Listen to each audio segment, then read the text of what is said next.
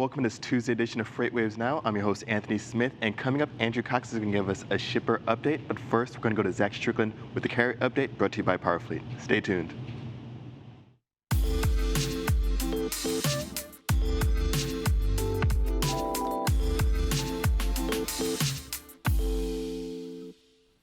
Everyone, and welcome to your Tuesday carrier update presented by PowerFleet. I'm Zach Strickland. So our outbound tender volume index continues to hit new highs here. We just topped 13K for the first time ever in history. So big moment here as freight volumes continue to show their unprecedented rise throughout the United States. I've got the previous 2 years here just to put this in perspective as to what we're talking about here. The previous 2 years, you can see the tender volume index from 2018 continued to slide throughout the month of July.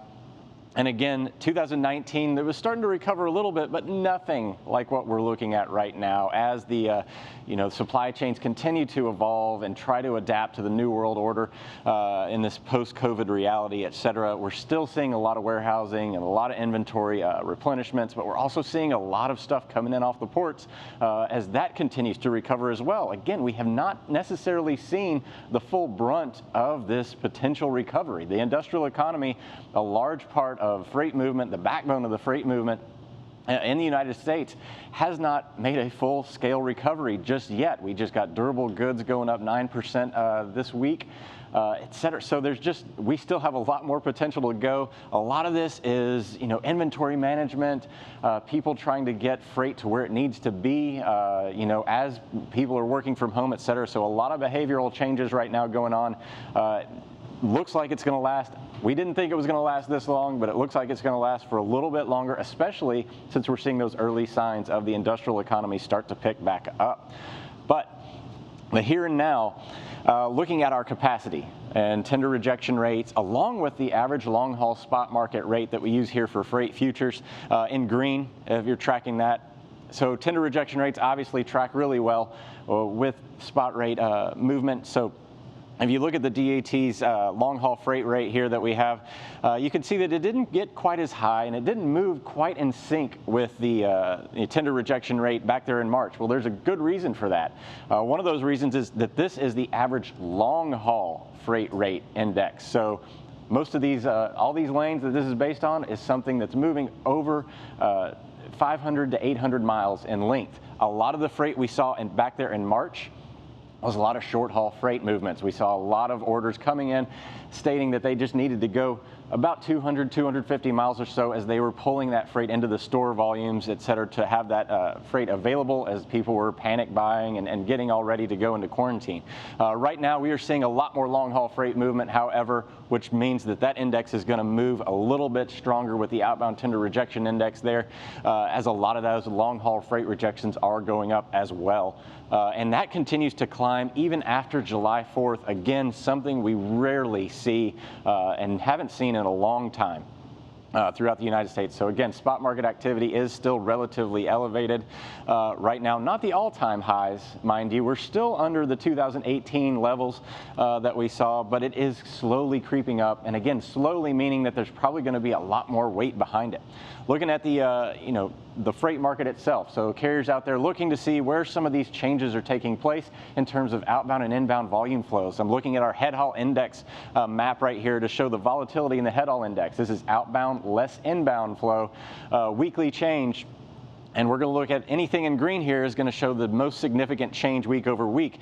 You can see that you've got a few of these Midwestern markets out there around Cape Girardeau, St. Louis, Missouri. But San Francisco, again, Northern California, not necessarily one of those markets that you think of as being a really good freight market. It's normally very backhaul. We're looking at a head haul value of over 20 right now and a strong increase in the head haul index change. I've got San Francisco pulled up right here, and the head haul index, again, normally hovers around 0 to negative, meaning there's a lot more inbound than outbound, and it's shot up to over 20 right now, and that's because we're seeing outbound volumes jump up, and a lot of those are coming from that long haul side. So again, you're pulling out of this market. It's not that local freight. There is a lot more opportunity coming out of San Francisco on the long haul freight side of things. So anybody going into the Northern California area should be able to find a little bit more long haul freight, and that'll do it for today's carrier update. The comprehensive logistics offerings from PowerFleet cover in-cab ELD, fleet management, trailer tracking, cargo monitoring, and tracking other assets such as chassis and intermodal containers. Power up your operations with PowerFleet.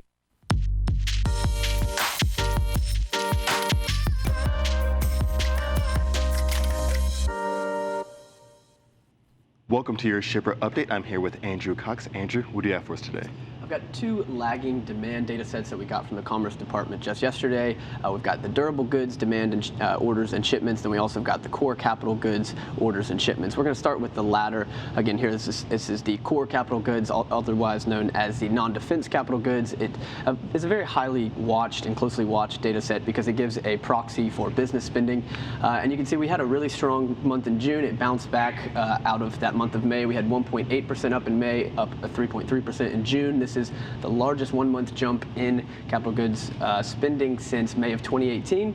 However, it does still remain 3.2% below pre-COVID levels. Right, and that's the main takeaway there, even though it is a jump, looking at that year-over-year growth.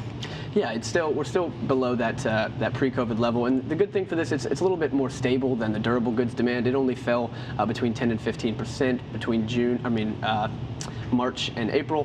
This here is our durable goods, and again, these are goods that range from toasters to aircraft, anything that is expected to last more than 3 years, and it had a much sharper decline. It fell by about a third from there in February and March, but again, we had a really strong June, up 7.3%. It's bouncing back relatively quickly, but again, remains very far below pre-COVID levels. And one of the things you just mentioned here is it covers a wide range of items, and so not each segment and each industry is going to be treated the same here.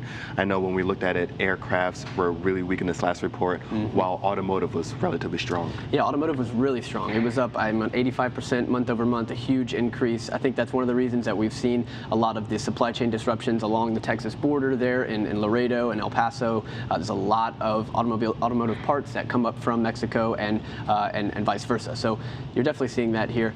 So here are just a few key takeaways from these two data sets. I think the sugar rush that we had from the pent-up demand of the reopening is about over. I think it's exhausted, which means I think we're now trying to stabilize and find our new normal. And in that search for the new normal, there's going to be a lot of turbulence. We're going to go, the things are going to look good one month. They may pull back the next month. I think we're going to see that throughout the end of the year. The third is that, as you said, many parts of the manufacturing economy still are facing really weak demand. Not automotive so much right now. That demand is actually holding up okay, but other parts like metals are not doing so well. And with all this in mind, the uncertainty, the bumpy ride forward, it's going to weigh heavily on business investment through the end of the year and likely into 2021. That's a big takeaway, is that demand needs to be there, and businesses have been uncertain even before COVID-19. I'm sure this is something that's only going to be amplified with the most recent outbreaks.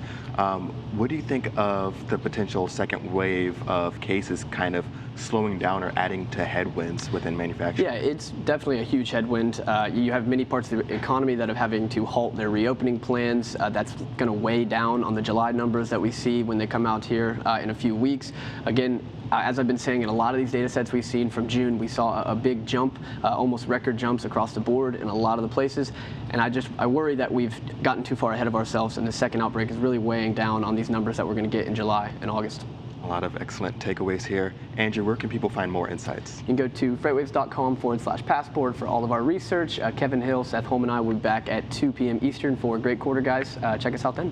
Any previews for today's Great Quarter Guys? Yeah, we're going to pose the question, can Walmart double in size? They are doing a lot of new initiatives to try to make themselves a tech company. We saw Walmart Plus and the Shopify partnership. So we think that Walmart's going to go on a growth run. So we're going to kind of break down that case of whether Walmart can double or not. Excellent. Andrew, thank you so much. We appreciate it. And thank you so much for tuning in. That's going to do it for the Shipper Update and this Tuesday edition of FreightWaves Now. The content doesn't stop here. Check us out on all your favorite streaming platforms, including Apple TV. Thanks so much for tuning in, and we'll see you on the next episode.